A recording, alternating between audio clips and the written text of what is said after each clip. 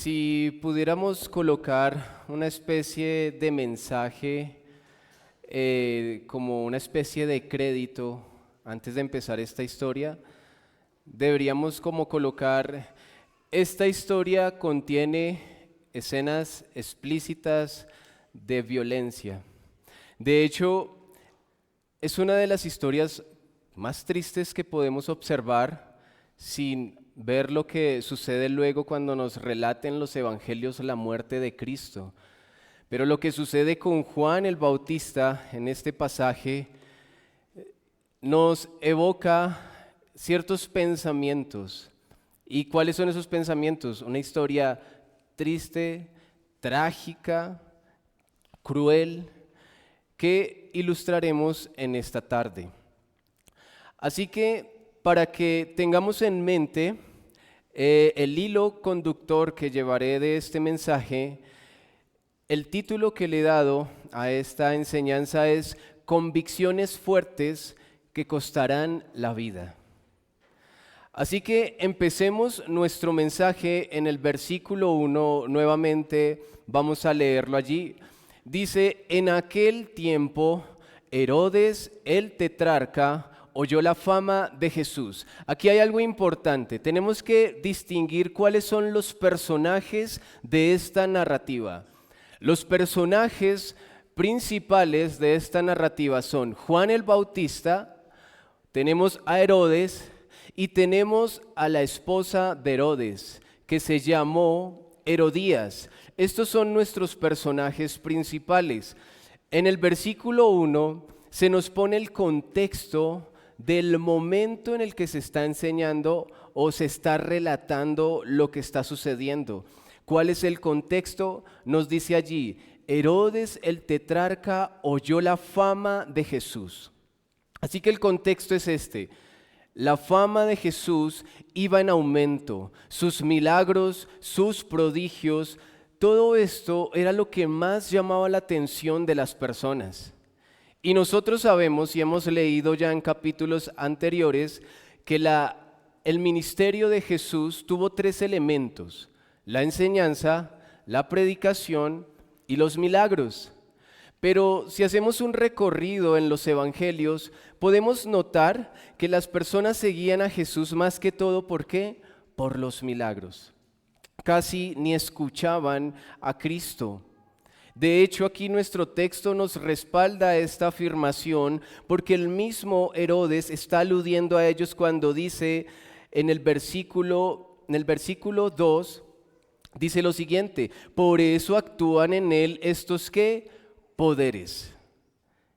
Herodes también alude a lo mismo. Esto nos pone a pensar en algo. En primer lugar, ¿cuál es nuestra razón de seguir a Cristo? ¿Seguimos a Cristo porque estamos esperando un favor de Él o realmente estamos interesados en escucharlo, en escuchar sus palabras? Jesús nos dijo capítulos antes: no solo de pan vivirá el hombre, sino de toda palabra que sale de la boca de Dios. Deberíamos afirmar esto. ¿Por qué seguimos a Cristo? Ahora, el versículo 2, ¿qué nos dice? Y dijo a sus criados. ¿Quién dijo? ¿Quién se refirió a sus criados? Herodes.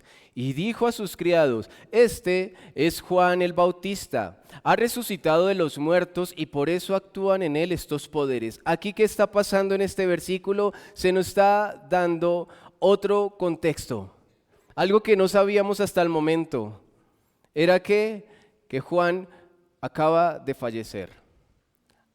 Ha sido asesinado Juan el Bautista. Y por eso Herodes sale con esta afirmación medio extraña, diciendo que Juan el Bautista resucitó en Jesús y por eso Jesús hace estos milagros. Una idea extraña que posiblemente estaba influenciada por las religiones paganas de la época. Puede ser una razón. La otra razón puede ser la siguiente: Herodes no podía sacarse de la cabeza a Juan el Bautista. Le estaba martillando Juan el Bautista. Y esto también nos muestra que lo que vamos a leer a partir del versículo 3 son hechos que acabaron de suceder. Herodes está totalmente perturbado. Su conciencia está muy intranquila por lo que acabó de hacer con Juan el Bautista y ahora ve a Jesús y cree que Juan el Bautista va a cobrar venganza. Algo va a suceder allí. Y esto es algo muy común en los seres humanos, una conciencia intranquila o perturbada frente a un hecho grave que ha cometido. De hecho, se ha demostrado que psicológicamente hay una especie de culpa o remordimiento cuando alguien hace algo totalmente, un delito muy, muy tremendo. Pero ¿qué pasa con el tiempo? Empieza a haber una desensibilización. Y esto nos lo muestra los evangelios, ya que Herodes, luego que supera su culpa, más adelante él es el que va a humillar a Cristo y se va a burlar de Cristo, va a perder cualquier respeto que en este momento pueda estar sintiendo por él. Ahora sí, con este contexto que les doy, avancemos en nuestro versículo 3, que es donde va a estar la historia que nos está aquí resaltando Mateo. Versículo 3 dice, leamos el 3 y el 4. Porque Herodes había prendido a Juan y le había encadenado y metido en la cárcel por causa de Herodías, mujer de Felipe su hermano. Versículo 4. Porque Juan le decía, no te es lícito tenerla. Aquí se nos menciona no solo la razón del encarcelamiento de Juan, sino que también lo que lo llevó a la muerte.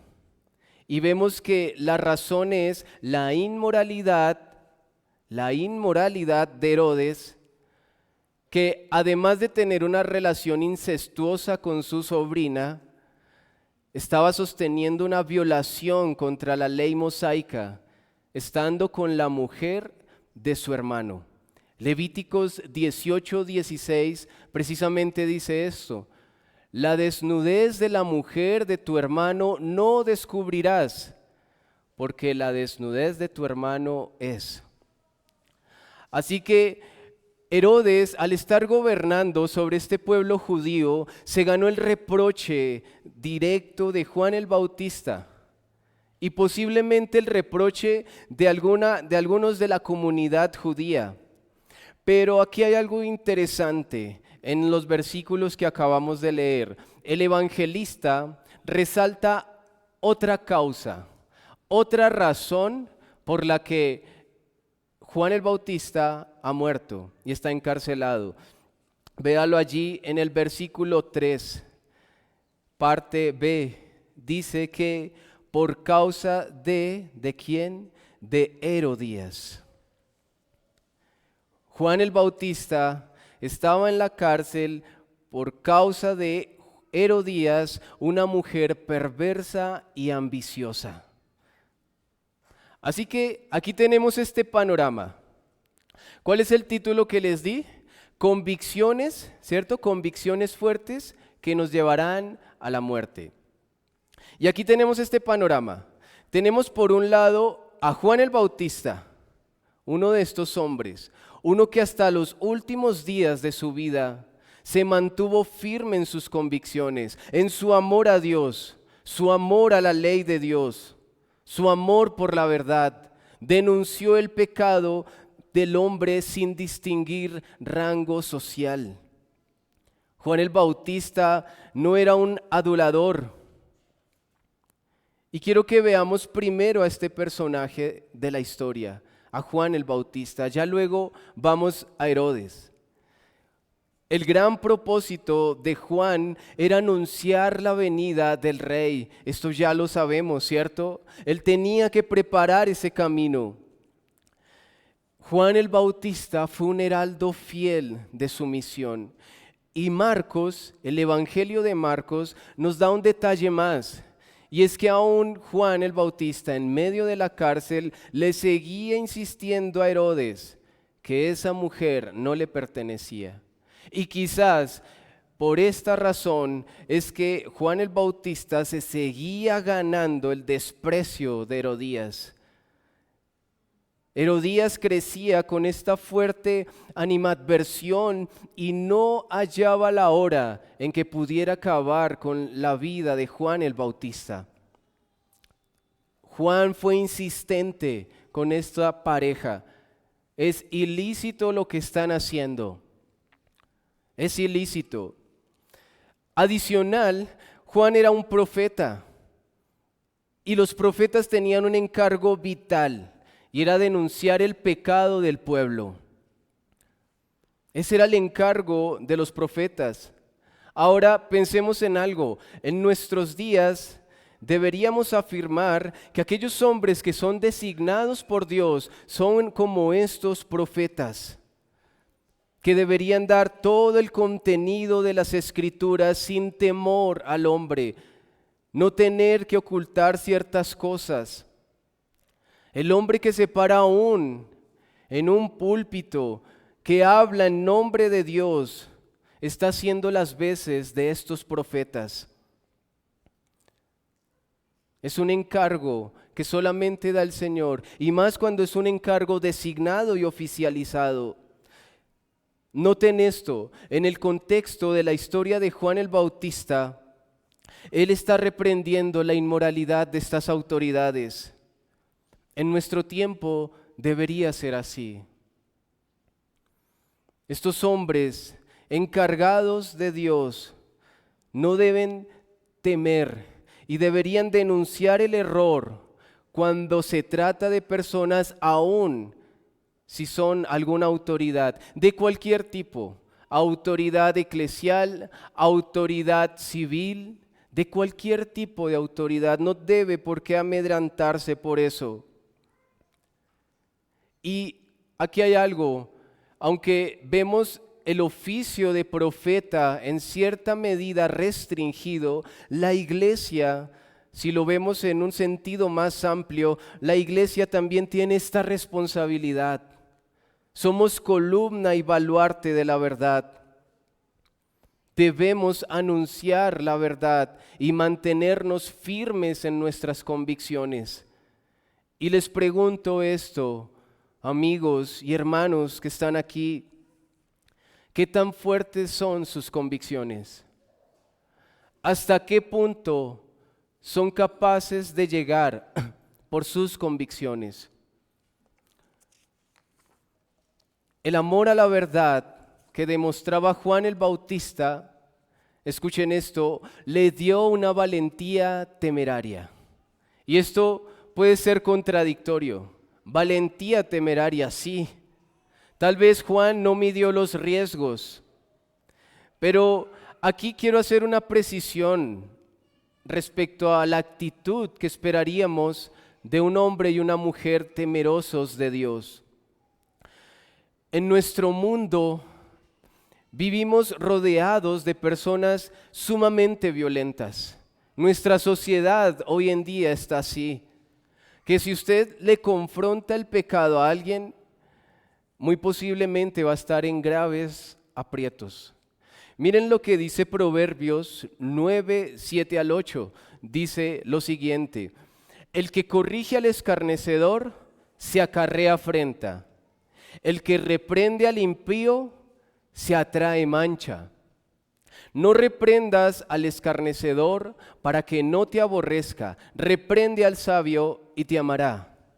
Y adicional, ahora sumemos las palabras del Señor Jesús mencionadas en el capítulo 7 de Mateo, cuando dice: no deis lo santo a los perros, ni echéis vuestras perlas delante de los cerdos, no sean que las pisoteen y se vuelvan y os despedacen. Pregunta: ¿cómo creen que podemos reconciliar estos textos con la actitud de Juan el Bautista? Yo encontraría la siguiente diferencia. Quizás la podemos encontrar en la vocación.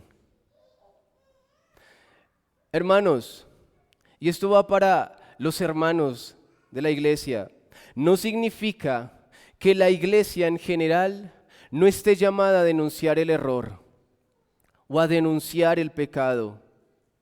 Está bien hacerlo, pero recordemos también estas palabras del Señor Jesús. He aquí, yo os envío como ovejas en medio de lobos. Sed pues prudentes como serpientes y sencillos como palomas. Así que hermanos, debemos aprender a ser prudentes. Pero el ser prudentes no significa que seamos faltos de convicción. Podemos levantar nuestra voz cuando vemos que se está violando la ley de Dios. Pero por otra parte, con Juan el Bautista hay algo diferente, es la vocación que tenía este hombre, un profeta, aquel que tenía esta obligación de dar todo el consejo de Dios, de hablar la palabra de Dios con suma fidelidad. Esa era la vocación de Juan el Bautista y hermanos, este es el llamado para el hombre de Dios que está puesto también en esta vocación. No debe ser un pusilánime que le tema al hombre, sino debe temerle a Dios primeramente y anunciar el mensaje y denunciar el pecado sin temor alguno. Así eso signifique ganarse el desprecio y el rechazo y la acechanza de hombres perversos. Deben ser hombres fieles. Esto es lo que veo en este hombre, Juan el Bautista, un hombre de convicciones. Ahora avancemos en nuestra historia. En el versículo 5 leemos allí: y Herodes quería matarle, pero temía al pueblo porque tenía a Juan por profeta. Por otro lado tenemos ahora a Herodes. Juan el Bautista, por un lado, sí era ese que mencionábamos alguna vez atrás, que no era una caña sacudida por el viento. En cambio, Herodes es todo lo contrario. Herodes sí es una caña sacudida por el viento. Pero déjeme hacer algo aquí. No es un paréntesis. Quisiera que nos acercáramos por un momento al otro personaje que les dije principal de esta historia, que era ¿quién? Herodías. Vayamos por un momento a este personaje y quiero que me acompañen a Marcos capítulo 6, porque allí se nos da un detalle, se nos da mayor detalle de estos personajes. Marcos capítulo 6, leamos por favor los versículos 19 al 20. Marcos capítulo 6, versículos 19 al 20. Dice lo siguiente la palabra de Dios: pero Herodías le acechaba y deseaba matarle y no podía. Avancemos al 20, por favor. Porque Herodes temía a Juan sabiendo que era varón justo y santo, y le guardaba a salvo, y oyéndole se quedaba muy perplejo, pero le escuchaba de buena gana. Veamos allí a esta mujer Herodías. El versículo 19 nos dice que ella acechaba a Juan el Bautista. La mejor forma de expresar estas palabras es que esta mujer guardaba un rencor fuerte por Juan el Bautista. Tenía un resentimiento tan fuerte que luego nos dice que deseaba matarle. Y la palabra que se usa en el griego para desear tiene una connotación mucho más profunda, porque este deseo no era como que esos deseos que a veces nosotros tenemos, que son pasajeros, que se van de un momento a otro. Ay, cómo me gustaría esto, cómo me gustaría aquello. Ese no era el deseo de Herodías. La connotación que tiene esta palabra es que tiene la intención de indicar que era algo prolongado. Es decir, ¿qué significa esto? Herodías no podía dormir por pensar cómo acabar con Juan el Bautista. Mientras comía Herodías, pensaba en cómo matar a Juan. Se despertaba y pensaba en cómo acabar con este hombre. Ese era el deseo de esta mujer. Y vean lo irónico, la convicción, las convicciones de esta mujer, pero convicciones totalmente distorsionadas, convicciones que mantuvieron a esta mujer en una posición hostil a Juan todo el tiempo. Por otro lado, veamos la diferencia. Esta pareja recibía la reprensión de Juan de forma muy diferente, porque Herodías sentía todo esto, pero nos dice Marcos que ¿qué pasaba con Herodes? Herodes, por otro lado, dice que se sentía perplejo. Herodes se sentía perplejo. Y la palabra para perplejo que se usa aquí tiene que ver con una persona que de repente va caminando y se encuentra en una bifurcación y de repente no sabe qué camino tomar. Está confundido.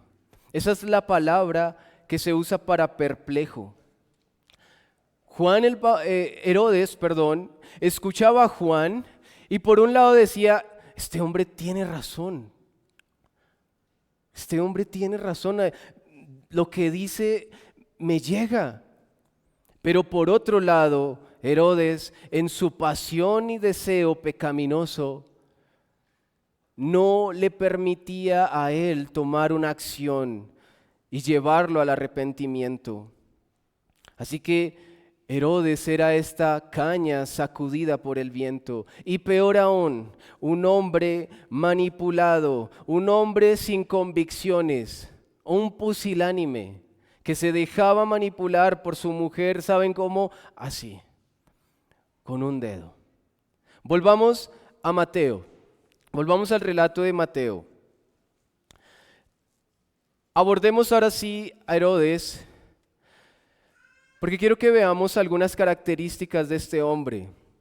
Un hombre, ya les mencioné, manipulado por su mujer, estorbado por ella. Y el hecho de que Mateo y aún Marcos también enfatizan que por causa de Herodías, es precisamente porque ella insistía, presionaba a Herodes para que tomara cartas en el asunto. Imagínense en la escena, todo el tiempo hay Herodías, bueno, ¿qué has hecho? ¿Ya? ¿Cuándo vas a acabar con ese hombre? Todos los días, esta mujer así con Herodes. Precisamente la Escritura nos habla que no hay peor cosa que una mujer molesta en este sentido. Vean lo que dice Proverbios 27:15, cómo compara este tipo de mujer. Gotera continua en día de lluvia y mujer rencillosa son semejantes. Esta era Herodías. Así que Herodes, ese hombre sin carácter, también tenía un talón de Aquiles, su debilidad carnal. Y esto fue precisamente lo que utilizó su mujer, Herodías. Versículos 6 y 7, leamos allí. Pero cuando se celebraba el cumpleaños de Herodes, la hija de Herodías danzó en medio y agradó a Herodes. Por lo cual, éste le prometió con juramento darle todo lo que pidiera. Imagínense en esa escena. Herodías acaba de usar su as bajo la manga y acaba de usar la debilidad de este hombre sin escrúpulos. Herodes queda encantado con este baile. Y no era cualquier tipo de baile, hermanos. Era un baile sumamente licencioso e inmoral. Y en su furor Herodes queda atado por sus propias palabras. Dice que le promete dar cualquier cosa, todo lo que le pidiera. En Marcos, de hecho, nos da un detalle más, nos dice que hasta le prometió la mitad del reino que él ni siquiera podía sustentar, porque él era solamente un tetrarca, él no era rey de nada. Pero aquí está este hombre, y su ambiciosa mujer aprovecha esto como si hubiera diseñado este plan. No le importó ofrecer a su propia hija para seducir a su marido. No le importó llegar hasta ese punto. Así que leemos en el versículo 8 lo siguiente. Ella, ¿quién? La hija, instruida primero por su madre, dijo: dame aquí en un plato la cabeza de Juan el Bautista. Acá hay algo importante. La palabra que ven ahí, instruir, no es precisamente que la mamá y la hija tuvieron una especie de conversación académica reflexionando sobre la moralidad o inmoralidad de ciertas cosas, no. Esta palabra que se usa para instruir, en otros contextos se usa como empujar. Así que lo que hizo la madre con su hija fue obligarla en cierto sentido. Fue compelida y forzada esta muchacha para pedir la cabeza de Juan el Bautista.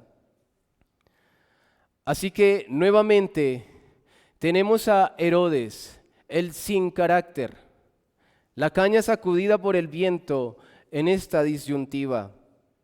Leamos lo que dice el versículo 9 y versículo 10.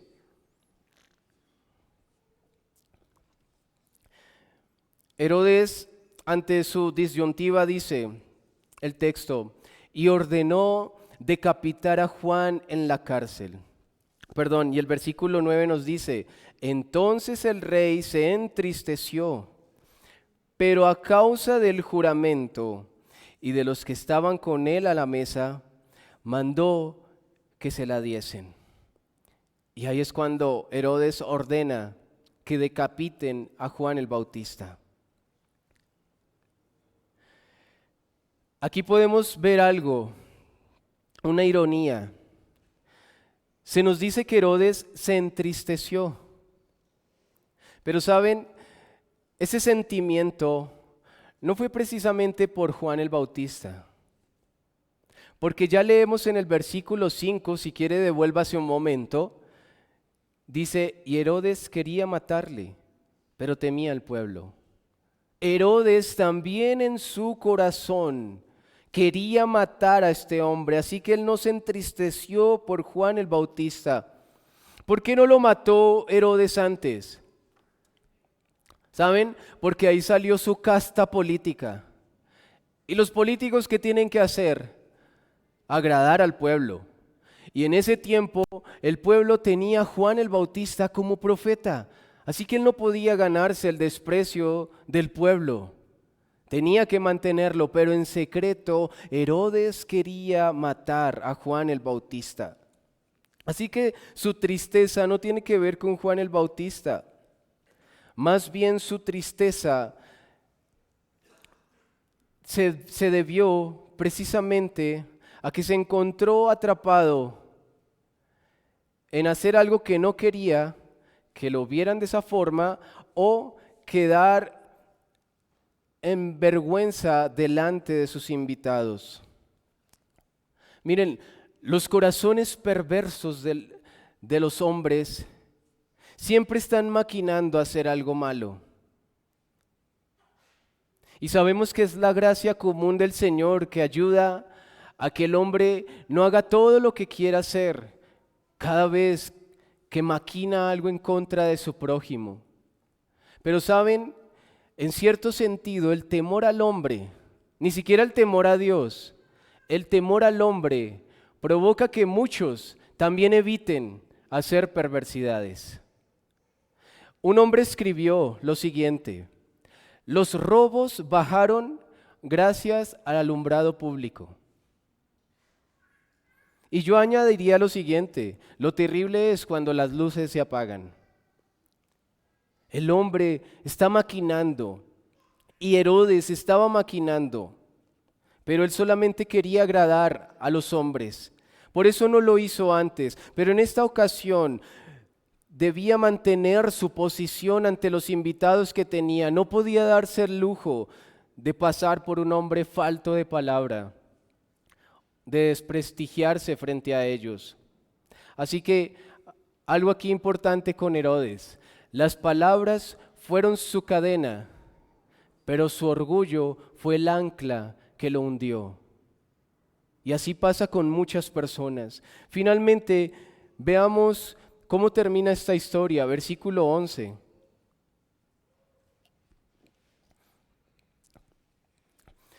Versículo 11 dice: y fue traída su cabeza en un plato y dada a la muchacha, y ella la presentó a su madre. Versículo 12: entonces llegaron sus discípulos y tomaron el cuerpo y lo enterraron, y fueron y dieron las nuevas a Jesús. Finalmente, esta historia termina con una imagen totalmente macabra. Herodías se sale con la suya ante un hombre que no tenía nada de convicciones, que fue manipulado totalmente, que aún él mismo, al no tener convicciones, no sabía qué hacer con Juan el Bautista, pero también quería asesinarlo. Herodías, una mujer perversa, no le importó untar a su hija de sangre inocente. Y quiero leerles esto que escribió Charles Spurgeon. Dice lo siguiente: en estos tiempos las madres muy seguido animan a sus hijas a vestirse no muy decentes y las introducen a bailes que no son encomiables para la pureza. Nada bueno puede salir de esto. Tal vez complazcan a los Herodes, pero desagrada a Dios. Si esto lo escribió Charles Spurgeon siglos atrás, ¿qué podemos esperar de nuestro tiempo, hermanos? Estamos peor. Así que déjenme hacerles las siguientes observaciones aplicativas de este mensaje que les acabo de dar. Jesús le decía a sus discípulos que se guardaran no solo de la levadura de los fariseos, sino también de la levadura de Herodes. Y ante el mensaje que les expuse esta tarde, creo que hemos podido tener un mayor detalle de este tipo de levadura. Una influencia corrupta, un carácter indeciso, voluble, que se comporta como un camaleón. Sabe en qué momento usar las palabras adecuadas para agradar a ciertas personas, con tal de no ser censurado. Se mueve como un político tratando de caerle bien a las masas. De esta forma, entonces, se convierte en una persona sin convicciones.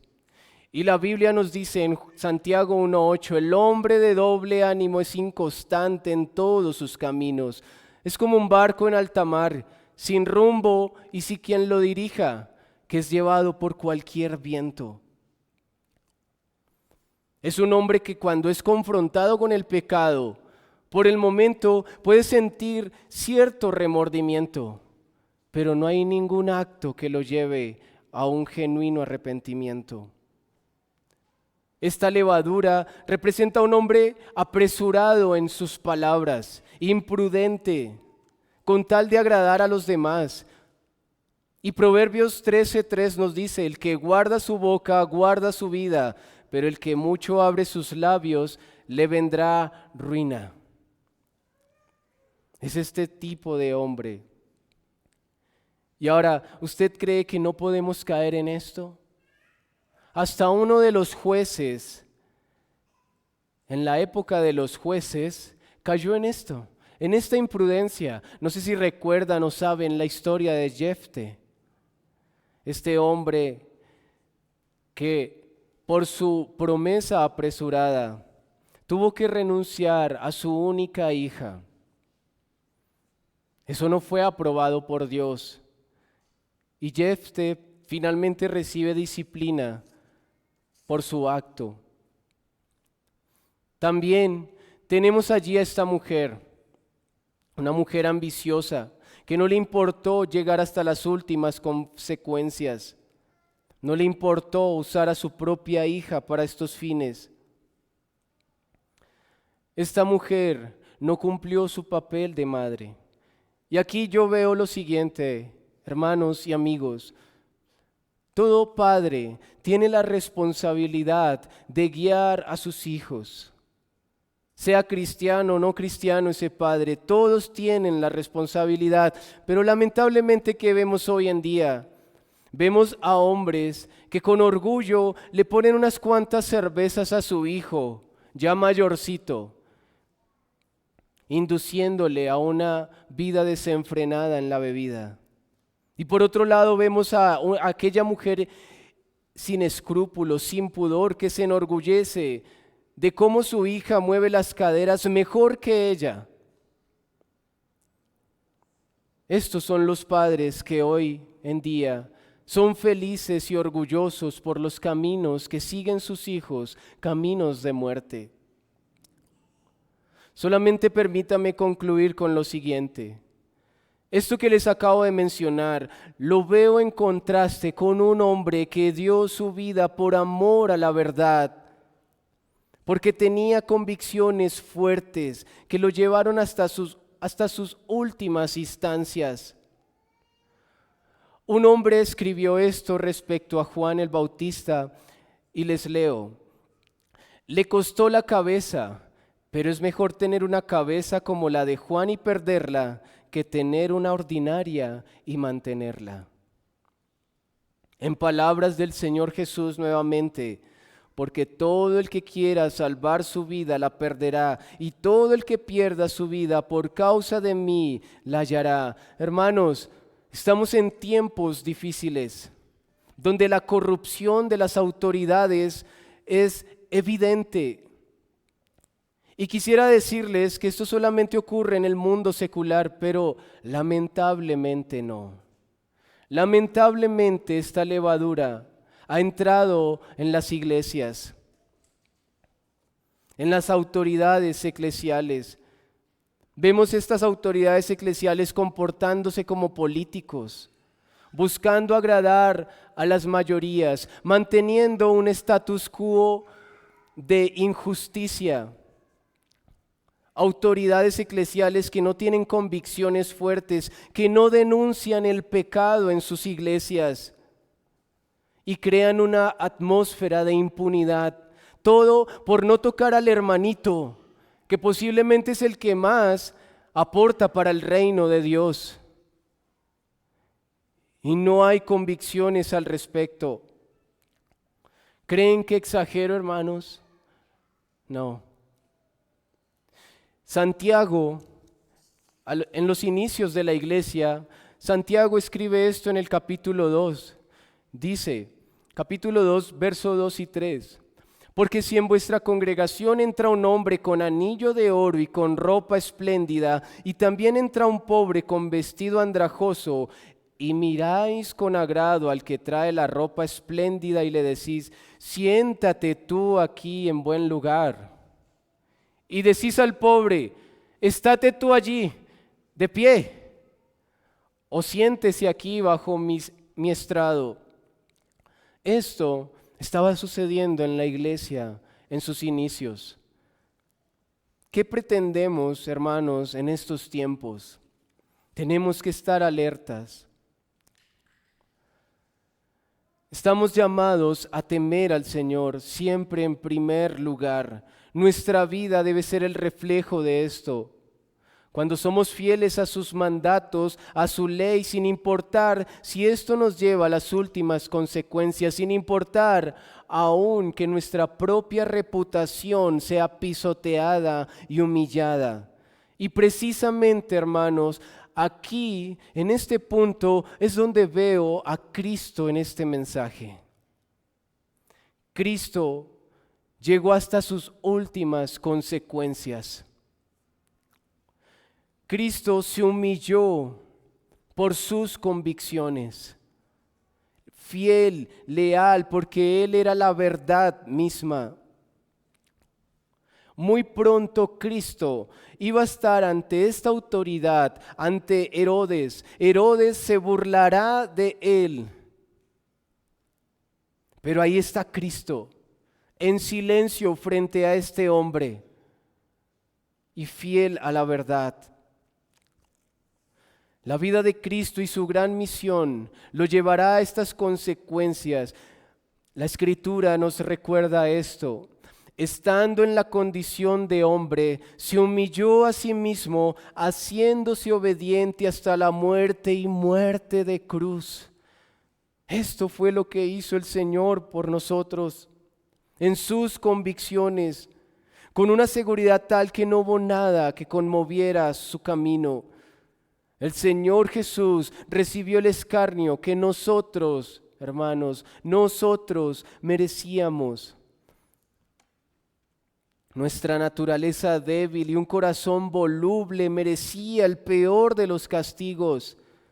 Pero ¿quién lo recibió por nosotros? Cristo. El Señor es el que se entrega, el justo, por los pecadores.